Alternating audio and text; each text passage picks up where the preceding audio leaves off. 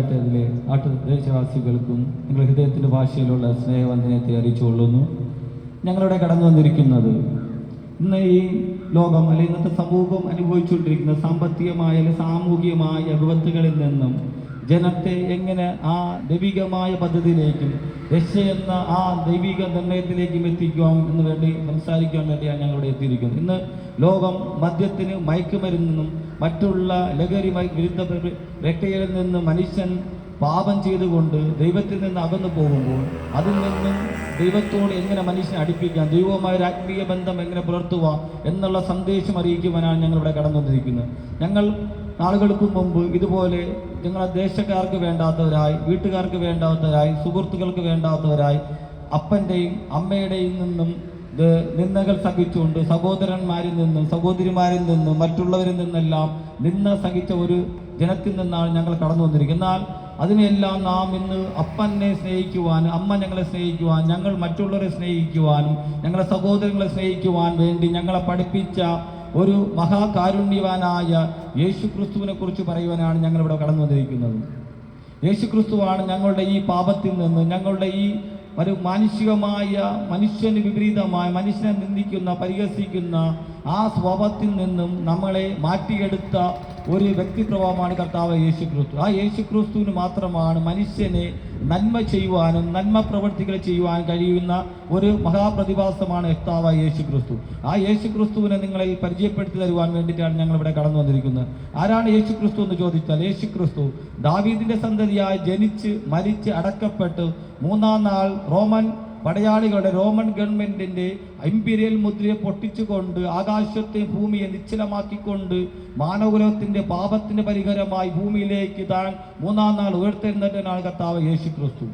നിങ്ങൾക്കറിയാം, പല മഹാരഥന്മാർ ഭൂമിയിൽ ജനിച്ച് മരിച്ചടക്കപ്പെട്ടിട്ടുണ്ട്. എന്നാൽ ആരും ഈ മരിച്ചവരാരും ഈ ഭൂമിയിലേക്ക് മടങ്ങി വന്നിട്ടില്ല. എന്നാൽ കർത്താവ് യേശുക്രിസ്തു താൻ മരിച്ചിട്ട് മൂന്നാം നാൾ താൻ ഈ ഭൂമിയിലേക്ക് കടന്നു വന്ന് 40ഓളം ദിവസങ്ങൾ ഈ ഭൂമിയിൽ താൻ മറ്റുള്ളവർക്ക് പ്രത്യക്ഷമായിക്കൊണ്ട് താൻ എന്നേക്കും അനന്യനാണ് താൻ തെളിയിച്ചിരിക്കുന്ന മഹാപ്രതിഭാസമാണ് കർത്താവ് യേശുക്രിസ്തു. എന്നാൽ ചിലർ പറയുന്നുണ്ട് യേശുക്രിസ്തു ഒരു മിത്താണ്. ഒരിക്കലുമല്ല, യേശുക്രിസ്തു ഒരിക്കലും മിഥ്യാധാരണ. യേശുക്രിസ്തുവാണ് യാഥാർത്ഥ്യം. എന്നാൽ മനുഷ്യന് തൻ്റെ നാവ് കൊണ്ട് തൻ്റെ ചിന്ത കൊണ്ട് മനുഷ്യന് പല കാര്യങ്ങളെ വിവേചിക്കുവാനും ചിന്തിക്കാനുള്ള അവകാശമുണ്ട്. അതുകൊണ്ട് യേശുക്രിസ്തു ജനിച്ചിട്ടില്ല, യേശുക്രിസ്തു വെറും കെട്ടുകഥയാണെന്നൊക്കെ പറഞ്ഞ് മനുഷ്യൻ തള്ളിക്കളയും. എന്നാൽ ഒരു ചരിത്രം പഠിക്കുന്ന ഏത് മനുഷ്യനും, ചരിത്രങ്ങളെ കുറിച്ച് വായിക്കുന്ന ഏത് മനുഷ്യനും അറിയാൻ യേശുക്രിസ്തു എന്ന് പറയുന്ന ഒരു യാഥാർത്ഥ്യം തന്നെയാണ്.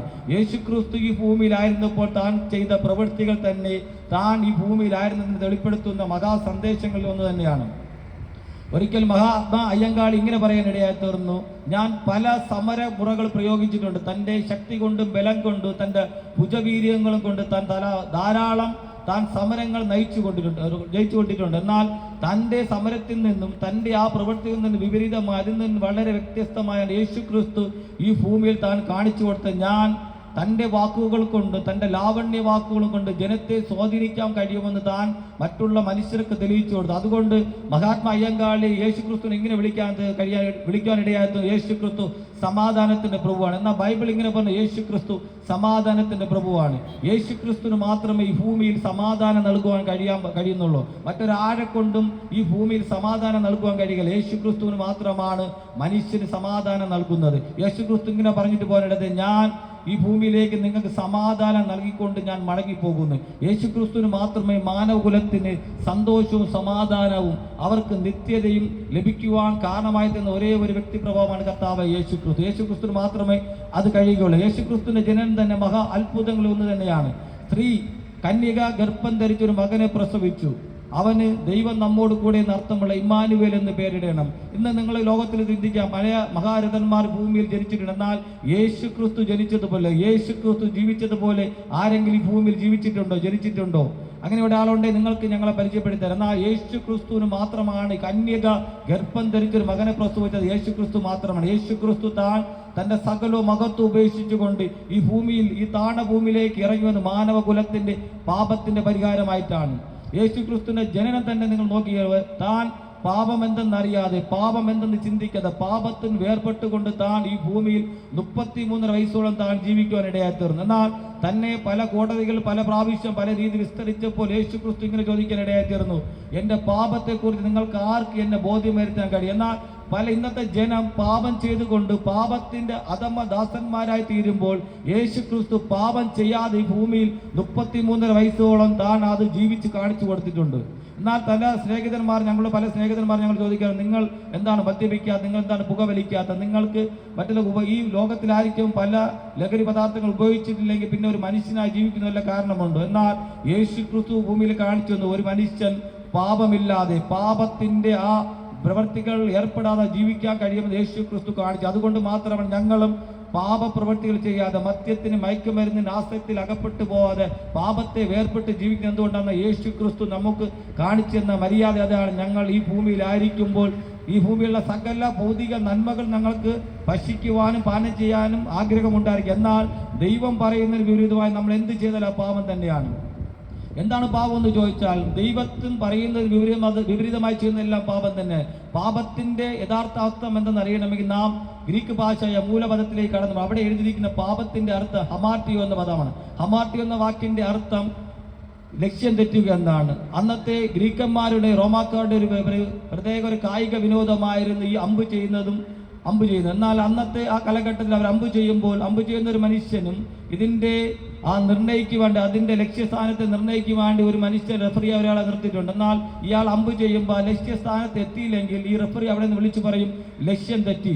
അതുപോലെയാണ് ദൈവം മനുഷ്യനെ ഭൂമിയിൽ സൃഷ്ടിച്ചപ്പോൾ, നന്മ ചെയ്യുവാൻ വേണ്ടി മനുഷ്യനെ ഭൂമിയിൽ സൃഷ്ടിച്ചപ്പോൾ മനുഷ്യൻ തിന്മ ചെയ്തുകൊണ്ട് ദൈവത്തിൽ നിന്ന് അകന്നു പോകാൻ ഇടയായി തീർന്നു. അങ്ങനെയാണ് മനുഷ്യൻ പാപത്തിന്റെ ദാസന്മാരായി തീർന്നത്. എന്നാൽ ആ പാപത്തിൽ നിന്നും മനുഷ്യനെ ഉദ്ധരിച്ചെടുക്കുവാൻ വേണ്ടി ദൈവം പല പ്രക്രിയകൾ ചെയ്തെങ്കിലും മനുഷ്യന് അതോട് അടുക്കുവാനോ അത് ചിന്തിച്ചുകൊണ്ട് ദൈവത്തിലേക്ക് അടുക്കുവാനോ കഴിഞ്ഞില്ല. കാരണം അവന്റെ ഉള്ളിൽ വസിക്കുന്ന പാപം തന്നെയാണ്. പാപം മനുഷ്യന്റെ ഒരു രോഗമാണെങ്കിൽ നമുക്ക് മെഡിക്കൽ കോളേജിലോ മറ്റുള്ള കിംസ് ഹോസ്പിറ്റലിലോ കൊണ്ടുപോയി ചികിത്സിച്ച് മാറ്റാം. എന്നാൽ പാപം ഒരു മനുഷ്യന്റെ രോഗമല്ല. പാപം മനുഷ്യന്റെ ഒരു മാനസിക വിഭ്രാന്തിയായിരുന്നേ മനുഷ്യനെ നമുക്ക് കൊണ്ടുപോകുന്ന വല്ല മെന്റൽ ഹോസ്പിറ്റലിൽ കൊണ്ടുപോയി ഷോക്കടിപ്പിച്ച് തൻ്റെ ആ രോഗത്തെ മാറ്റാം. എന്നാൽ പാപം ഒരു മാനസിക വിഭ്രാന്തിയല്ല. പാപം നമ്മുടെ മനുഷ്യന്റെ ശരീരത്തിലെ ഒരു അവയവമാണെങ്കിൽ നമുക്ക് ആ ശരീരത്തിന്റെ അവയവങ്ങളെ മുറിച്ചു മാറ്റിക്കൊണ്ട് നമുക്ക് പാപത്തിന് മുക്തി നേടുന്ന. ഒരിക്കലും പാപം ഒരു ശരീരത്തിന്റെ അവയവമല്ല. പാപം ഒരു വൃക്ഷമായിരുന്നു, നമുക്ക് ആ വൃക്ഷത്തെ മുറിച്ചു കളയാം, അല്ലെങ്കിൽ അതിനെ വേരോടെ മുറിച്ചുകൊണ്ട് എവിടെയെങ്കിലും കൊണ്ട് കളയാം. എന്നാൽ ഒരിക്കലും പാപം ഒരു വൃക്ഷമോ മരമോ ഒരു രോഗമോ മാനസിക വിഭ്രാന്തിയില്ല. പാപം മനുഷ്യന്റെ ഉള്ളറയിൽ തന്നെ കിടക്കുന്ന ഒന്നാണ്. പാപത്തിന്റെ ആരംഭം എങ്ങനെയാണെന്ന് പറയും ബൈബിൾ പറയുന്നു.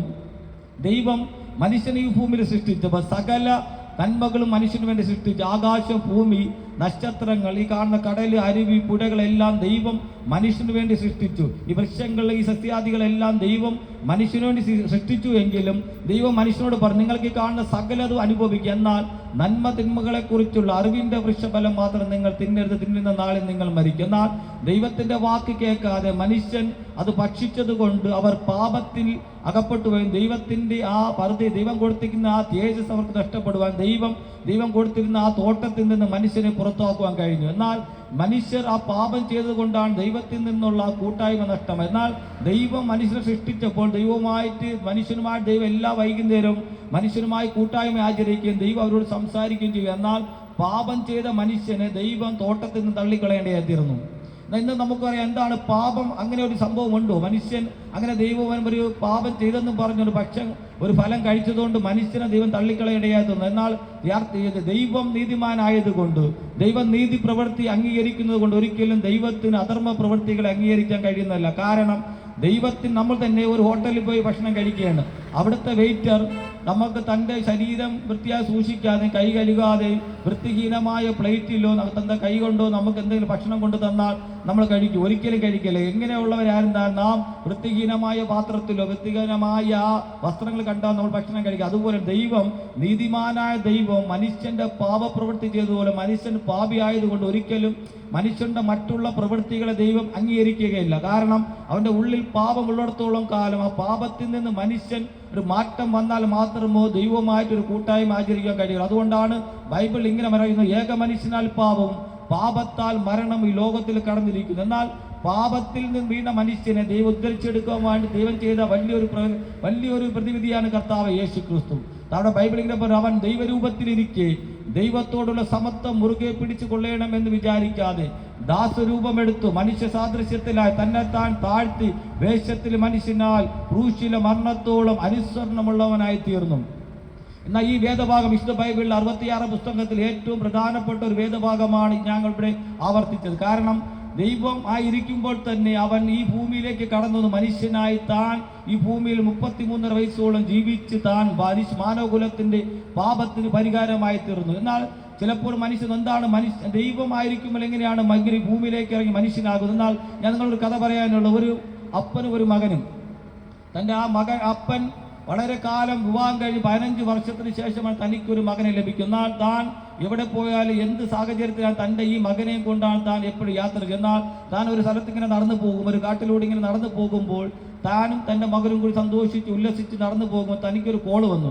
കോള് വരുമ്പോൾ താനിങ്ങനെ ആ കോള് ശ്രദ്ധിച്ചുകൊണ്ടിങ്ങനെ നടന്നു. തൻ്റെ മകൻ ഒരു ചിതൽപുറ്റ് കണ്ട് വളരെ സന്തോഷത്തോടെ ചിരിച്ച് കളിച്ച് അതിനെ ആകർഷിച്ചുകൊണ്ട് മുമ്പോട്ട് പോകുമ്പോൾ തൻ്റെ അപ്പൻ അത് ശ്രദ്ധിക്കാതെ വണ്ണം ആ ചിതൽക്കൂടിനെ ചവിട്ടി നശിപ്പിക്കുവാനിടയായിരുന്നു. എന്നാൽ തൻ്റെ മകൻ അത് കണ്ട് വളരെ ദുഃഖിച്ച് കരഞ്ഞ് നിലവിളിക്കാനിടയായിരുന്നു. എന്നാൽ തൻ്റെ അപ്പൻ അവൻ അതിൽ നിന്ന് പിടിച്ച് വലിച്ചു മാറ്റി തൻ്റെ കൂടെ കൊണ്ടുപോകാൻ ശ്രമിച്ചെങ്കിലും തൻ്റെ മകൻ അത് കേൾക്കാൻ കൂട്ടാക്കാതെ അവൻ തൻ്റെ അപ്പനോട് നിലവിളിച്ച് കരയാനിടയായി. എന്നാൽ തൻ്റെ അപ്പൻ ബലാത്കാരം പിടിച്ച് വലിച്ചപ്പോൾ അവൻ നിലത്ത് വീണ് കണ്ട് ഉരുണ്ട് കരയാൻ തുടങ്ങിയെന്ന്. അപ്പോൾ അവൻ്റെ അപ്പനോട് പറഞ്ഞു, അപ്പൻ എന്തിനാണ് ആ കൂടിനെ നശിപ്പിച്ചു കളഞ്ഞത്?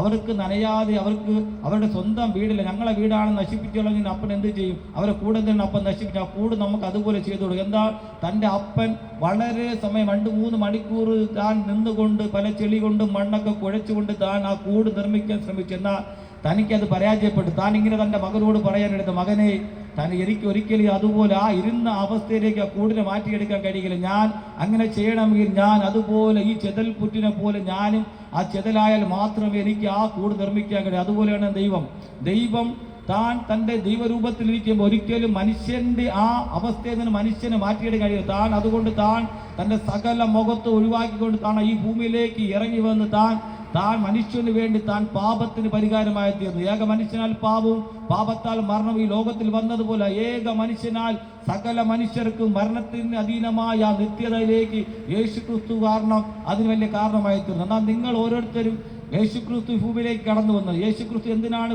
താൻ ഈ ലോകത്തിലേക്ക് കടന്നു വന്ന് താൻ ചിന്തിച്ചാൽ മാത്രമാണ് തനിക്ക് അതിൻ്റെ ആവശ്യമില്ല. എന്നാൽ മാനവകുലത്തെ കുറിച്ചുള്ള സ്നേഹം, മനുഷ്യരെ കുറിച്ചുള്ള സ്നേഹം, മനുഷ്യൻ ദൈവം ഏറ്റവും കൂടുതൽ ആഗ്രഹിക്കുന്ന മനുഷ്യരുമായിട്ട് ഒരു കൂട്ടായ്മ ആചരിക്കുവാനാണ്. ദൈവം സകലം സൃഷ്ടിച്ചിട്ടുണ്ടെങ്കിലും ഈ കാണുന്ന എല്ലാത്തിൻ്റെ ഉടമസ്ഥനാക്കി അതിനെ നിയന്ത്രിക്കാനുള്ള അധികാരം കൊടുത്ത മനുഷ്യൻ. എന്നാൽ മനുഷ്യൻ പാപം ചെയ്തുകൊണ്ടാണ് മനുഷ്യന് ആ അവസ്ഥ നഷ്ടമായത്. എന്നാൽ ആ അവസ്ഥ ദൈവം മടക്കി മനുഷ്യന് കൊടുക്കുവാൻ ആഗ്രഹിക്കുന്നത്. അതിനുവേണ്ടിയാണ് യേശുക്രിസ്തു ഈ ഭൂമിയിലേക്ക് കടന്നത്. എന്നാൽ മനുഷ്യന്റെ ഉള്ളിലെ പാപം അങ്ങനെ ആയതുകൊണ്ട് മനുഷ്യന് ഒരിക്കലും പാപത്തിൽ നിന്ന് മാറ്റം ലഭിക്കുന്നു. എന്നാൽ യേശുക്രിസ്തു ഈ ഭൂമിയിലേക്ക് കടന്നു വന്നു. എന്നാൽ പാപത്തിന് പരിഹാരം, ദൈവം പാപത്തിന് പല പരിഹാരങ്ങൾ വരുത്തിയെങ്കിലും അതിൽ നിന്നൊന്നും മനുഷ്യനെ ഉദ്ധരിച്ചെടുക്കാൻ കഴിയാത്തതുകൊണ്ട് ദൈവം തന്നെ താൻ കാൽവറി ക്രൂശിൽ യാഗമായി തീർന്നു. തൻ്റെ 33.5 വയസ്സോളം താൻ ഈ ഭൂമിയിൽ താൻ പ്രഘോഷിപ്പിച്ച പ്രധാനപ്പെട്ട വിഷയം തന്നെ ദൈവരാജ്യത്തെക്കുറിച്ചാണ്. മരണത്തിന് അപ്പുറം ഒരു ജീവിതമുണ്ട്, മരണം കഴിഞ്ഞാൽ ഒരു ജീവിതമുണ്ടെന്ന് മനുഷ്യനെ ദൈവം അത് വെളിപ്പെടുത്തി തരുന്നത്. എന്നാൽ മനുഷ്യൻ അതിനെ തൻ്റെ ആ ബുദ്ധി കൊണ്ടും തൻ്റെ ആ ഇന്നത്തെ ഡിജിറ്റൽ മേഖലയിൽ കൂടി താൻ ശാസ്ത്രം എത്രയോ വളരെ വലിയ മേഖലയിലേക്ക് വളർന്നുകൊണ്ടിരിക്കും. ഒരിക്കലും മനുഷ്യന്റെ ബുദ്ധി കൊണ്ടോ ചിന്ത കൊണ്ടോ അത് അംഗീകരിക്കാൻ കഴിയുന്നില്ല. കാരണം അവർ പറയും ദൈവമില്ല, ദൈവം വെറും ഒരു മിഥ്യാധാരണയാണ്. ഇടയ്ക്ക് ഞാൻ ഒരു യൂട്യൂബിൽ മെസ്സേജ് കൊണ്ട് സന്തോഷ് കുളങ്ങര എന്ന അദ്ദേഹം താൻ വളരെ സഞ്ചാരം അദ്ദേഹം ഇങ്ങനെ പറയാനിടയായി തീർന്നു, ഈ ഭൂമിയിൽ ഒന്നും ചെയ്യാൻ കഴിയാത്ത ദൈവം എങ്ങനെയാണ് സ്വർഗത്തിൽ എന്ത് വാഴയ്ക്ക ഉണ്ടാക്കാൻ? എന്നാൽ താൻ ഏറ്റവും വളരെ ചിന്തിക്കേണ്ട കാര്യം, താൻ ശ്വസിക്കുന്ന ശ്വാസം താൻ എവിടെ നിന്ന് വരുന്നു, തനിക്കത് ചിന്തിക്കാൻ കഴിയുന്ന. താൻ എവിടെ പോയാലും ഇന്നത്തെ ശാസ്ത്രം ഇത്രയും വളരെ വേഗത്തിൽ ഓടുന്നു. എന്നാൽ വളരെയധികം അത്യുന്നതിൽ നിൽക്കുന്ന ശാസ്ത്രത്തിന് ഒരിക്കലും കണ്ടുപിടിക്കാൻ കഴിയുന്നില്ല. ഈ ശ്വാസത്തിന്റെ ആരംഭമാണ്, ഇത് എവിടേക്ക് മടങ്ങിപ്പോകുന്നു, എവിടേക്ക് തിരിച്ചു വരുന്നു മനുഷ്യന് കണ്ടുപിടിക്കാൻ കഴിയുന്നത്. താൻ ഇത്ര കാലം എത്ര ദൂരങ്ങൾ യാത്ര ചെന്നാൽ തനിക്ക് ഒരു നിമിഷം പോലും ആ ശ്വാസം നഷ്ടമാകാതെ ദൈവം കൊടുക്കുന്നു. എന്നാൽ താൻ പറയുന്ന ദൈവം ഈ ഭൂമിയിൽ ഒന്നും സൃഷ്ടിക്കാത്ത, ഒന്നും ചെയ്യാൻ കഴിയാത്ത ദൈവം എങ്ങനെയാണ് സ്വർഗത്തിൽ എന്ത് വാഴയ്ക്ക ഉണ്ടാക്കുക? എന്നാൽ ദൈവം ഈ ഭൂമി, ബൈബിൾ പറയുന്ന ദൈവം 6 ദിവസം കൊണ്ട് ഈ ഭൂമിയിൽ കാണുന്ന സകലത്തെയും ദൈവം സൃഷ്ടിച്ചു. ആകാശത്തെ ഭൂമിയിൽ സമുദ്രങ്ങളെ പുഴകളെ കന്നുകാലികളെ ഇഴജാതികളെ എല്ലാ പ്രക്രിയയും ദൈവം മനുഷ്യന്റെ കണ്ണുകൊണ്ട് കാണുന്നത് കാണാത്തമായ സകല ദൈവം സൃഷ്ടിച്ചത് മനുഷ്യന് വേണ്ടി. എന്നാൽ മനുഷ്യന് അത് തന്റെ ബുദ്ധി കൊണ്ടോ തന്റെ ഇച്ഛാശക്തി കൊണ്ടോ ചിന്തിക്കാൻ കഴിയാതെ മനുഷ്യന്റെ മനസ്സിനെ കുരുടാക്കി കളഞ്ഞിരിക്കുക. എന്നാൽ മനുഷ്യൻ മനസ്സിലാക്കിയാൽ താൻ തന്നെ ചിന്തിച്ചാൽ മതി. താൻ വളരെ ദൂരങ്ങൾ യാത്ര ചെയ്യുന്നു, പല സിഗ്നൽ ബോർഡുകളും താൻ കണ്ടിട്ടുണ്ട്.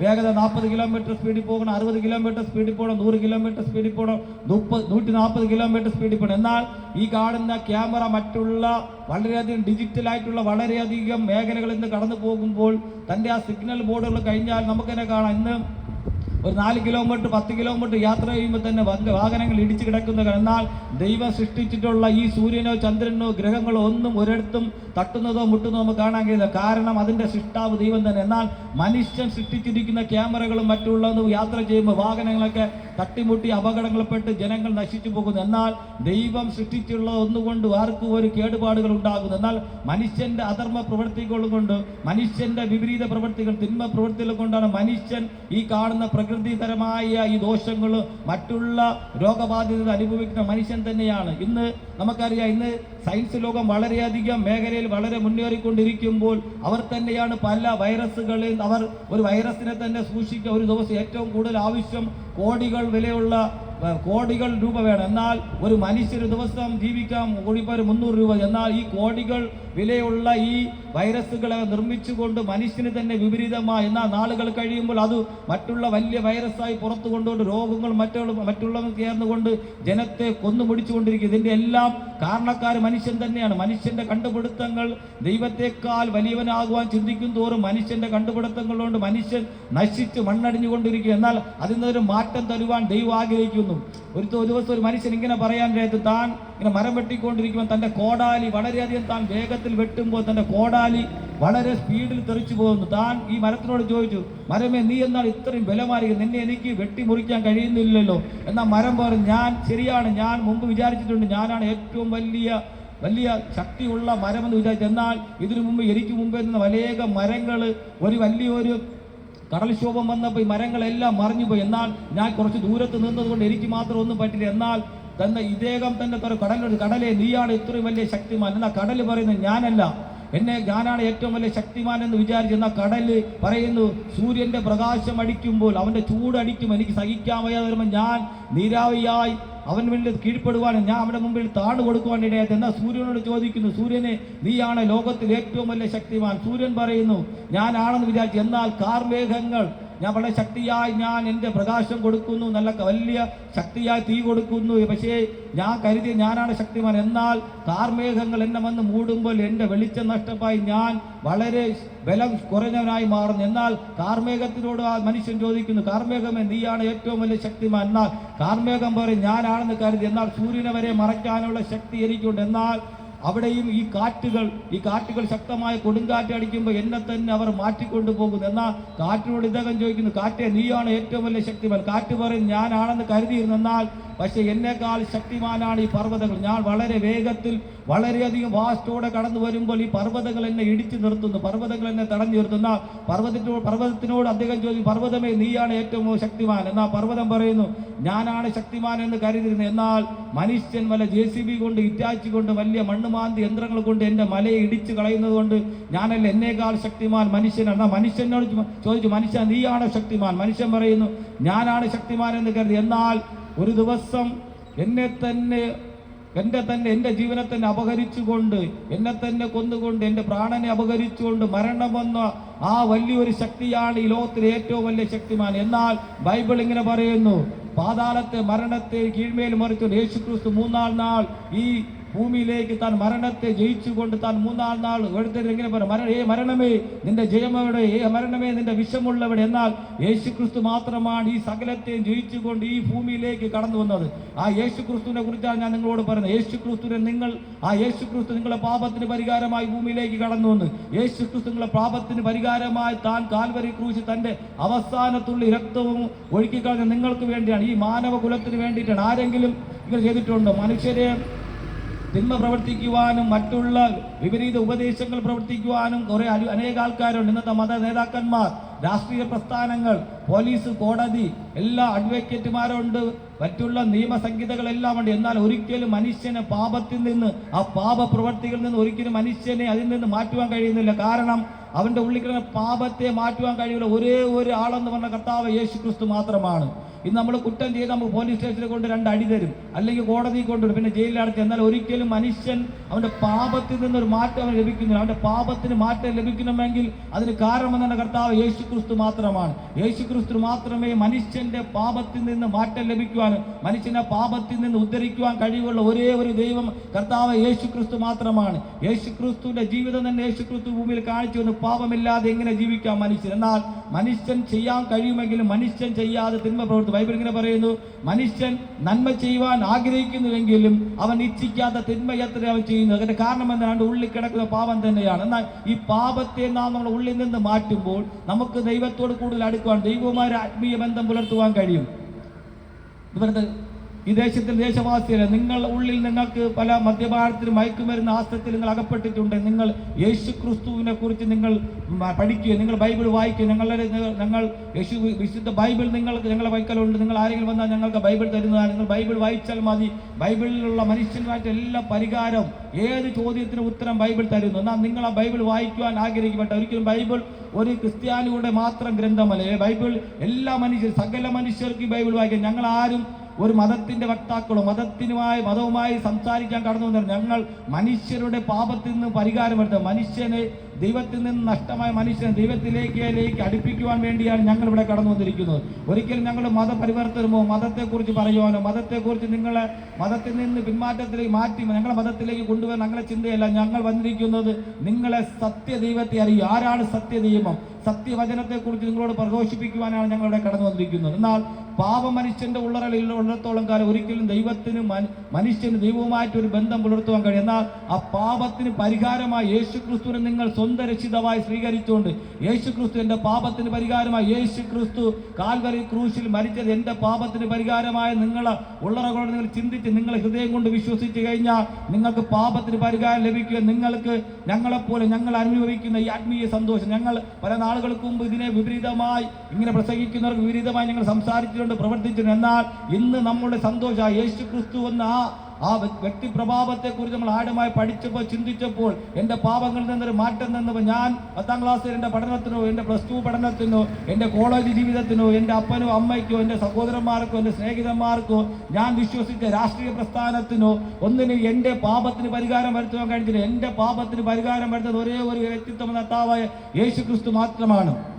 മറ്റൊരുത്തരും രക്ഷയില്ല. നാം രക്ഷിക്കപ്പെടുവാൻ ആകാശത്തിന് കീഴിൽ മനുഷ്യരുടെ നൽകപ്പെട്ട യേശു ക്രിസ്തു എന്ന നാമമല്ല, വേറൊരു നാമമല്ല. യേശു ക്രിസ്തുവിന് മാത്രമേ മനുഷ്യരുടെ പാപങ്ങൾക്ക് പരിഹാരം വരുത്താൻ കഴിയൂ. യേശു ക്രിസ്തുവിനെ നിങ്ങൾ സ്വന്തം രക്ഷിതാവായി സ്വീകരിച്ചാൽ നിങ്ങൾ ഒരു മല കയറേണ്ട, കുന്ന് കയറേണ്ട, പല പുണ്യപ്രവർത്തികൾ ചെയ്യേണ്ട. നിങ്ങൾ ഹൃദയം കൊണ്ട് നിങ്ങൾ വിശ്വസിച്ച് കഴിഞ്ഞാൽ ആ യേശു ക്രിസ്തു നിങ്ങളുടെ പാപങ്ങൾക്ക് പരിഹാരം വരുത്തുക. ഞങ്ങളിപ്പോൾ സംസാരിക്കുന്ന ഞങ്ങളുടെ ആ സന്തോഷം, ഞങ്ങൾ പല മേഖലയിൽ ജോലി ചെയ്യേണ്ടവരെന്നാ നമ്മൾ അതൊക്കെ കളഞ്ഞുകൊണ്ട് ഈ ദേശത്തേക്ക് കടന്നു വന്നത് മറ്റുള്ളവർ നശിച്ചു പോയതുപോലെ. പലരും കണ്ടില്ലേ, ഇന്ന് പലരും മറ്റുള്ള രോഗങ്ങൾ വന്ന് മദ്യപിച്ച് മയക്കുമരുന്ന് ഉപയോഗിച്ചുകൊണ്ട് മരണപ്പെട്ടു പോകുമ്പോൾ അങ്ങനെ ഒരു മേഖലയിലേക്ക് നിങ്ങൾ കടന്നു പോവാതെ ദൈവം ആഗ്രഹിക്കുന്ന നിത്യതയ്ക്ക്, മരണത്തിനപ്പുറമായ ജീവിതത്തേക്ക് ഞങ്ങളെ കൂടൊപ്പം നിങ്ങളും കാണണമെന്ന് ആഗ്രഹിച്ചുകൊണ്ടാണ് ഞങ്ങൾ ഇവിടെ വന്നിരുന്ന് സംസാരിക്കുന്നത്. നിങ്ങൾക്ക് വേണമെങ്കിൽ ഈ സന്ദേശം തള്ളിക്കളയാം. എന്നാൽ നിങ്ങളത് ചിന്തിച്ചാൽ മാത്രമേ ഞങ്ങൾ ഇതിൻ്റെ കൊണ്ട് എന്തെങ്കിലും ഉദ്ദേശമുള്ളൂ. ഒരിക്കലും ഒരു പണപ്പിരിവോ മറ്റുള്ള സാമ്പത്തിക നേട്ടങ്ങളോ കണ്ടുകൊണ്ടല്ല ഞങ്ങൾ ഇവിടെ കടന്നു വന്നിരിക്കുന്നത്. എന്നാൽ യേശു ക്രിസ്തുവിനെ കുറിച്ച് നിങ്ങളോട് പറയുമ്പോൾ നിങ്ങളും ഞങ്ങൾ അറിഞ്ഞ ആ സന്തോഷം, ഞങ്ങൾ അറിഞ്ഞ രക്ഷ എന്താ നിങ്ങളും അറിയാൻ വേണ്ടിയിട്ടാണ് ഞങ്ങൾ ഈ ദേശത്തേക്ക് കടന്നു വന്നത്. നിങ്ങൾ ഈ സന്ദേശം കേൾക്കുന്ന നിങ്ങൾ ഹൃദയം കൊണ്ട് നിങ്ങൾ ചിന്തിച്ച് നിങ്ങൾ മറ്റുള്ള ഒരു പ്രവൃത്തിയും ചെയ്യേണ്ട. നിങ്ങളെ ഉള്ളറകൾ നിങ്ങൾ ചിന്തിച്ച് യേശു ക്രിസ്തുവാണ് നിങ്ങളെ പാപത്തിന് പരിഹാരമെന്ന് നിങ്ങൾ ചിന്തിച്ചാൽ മാത്രമേ ദൈവം നിങ്ങളെല്ലാവരും അനുഗ്രഹിക്കുമാട്ടെ. ഇപ്പൊ നിങ്ങളെ ദൈവദാസന്മാരാരും നിങ്ങൾക്ക് വേണ്ടി പ്രാർത്ഥിക്കുന്നതാണ്.